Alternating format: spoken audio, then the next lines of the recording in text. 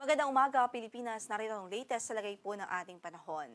Patuloy pa rin ang pag-iral ng easterly sa buong bansa at kasalukuyan nagtutulot po ito ng mga pagulan sa malaking bahagi ng Visayas at Mindanao. Pero sa Luzon, mananatiling mababa po yung tsansa. Sa most parts of Luzon, mababa ang tsansa ng malawakang pagulan liban sa mga isolated thunderstorms sa hapon at gabi.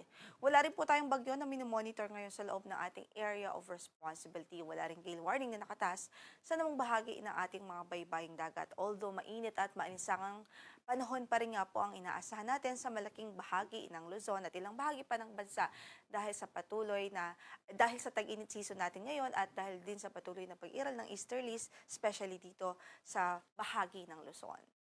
Sa pagtayo ng ating panahon, magiging bahagyo maulap hanggang sa maulap pa rin ang papawirin sa Metro Manila at natitirang bahagi pa ng Luzon. Aside from Palawan kung saan ay inaasahan natin ang maulap ang papawirin doon at may mga kalat-kalat na pagulan at pagkidlat pagkulog. But for Metro Manila, sa Northern at Central Luzon, maging sa Calabarzon, natitirang bahagi pa ng Mimaropa at Bicol Region, asahan natin general fair weather, especially sa umaga at tanghali. Pero pagdating ng hapon at gabi ay hindi natin inaalis ang tsansa ng mga isolated thunderstorms or yung mga pulupulong pagkidlat pagkulog. Sa Metro Manila, 22 to 35 ang inaasahang magiging agwat ng temperatura. Sa Baguio, 17 to 25, 26 to 33 sa Lawag City. Sa Tagaytay ay 23 to 33 degrees Celsius. Sa Tuguegarao ay 26 to 37 habang 24 to 32 naman sa Legazpi City.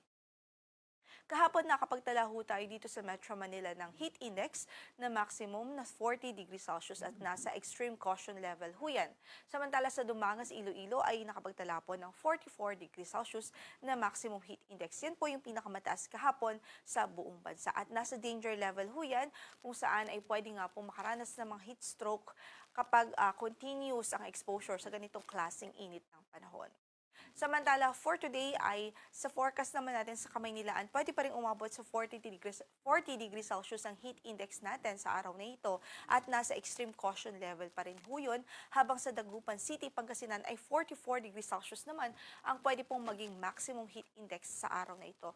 Yan ho ang tinatayang maging pinakamataas na maximum heat index sa buong bansa for today. So nasa danger level pa rin ho yan, kaya sa mga kababayan natin patuloy natin silang pinag-iingat hanggat maaari po umiwas muna sa mga rigid activities that could potentially cause heat stress, heat cramps, or even heat strokes.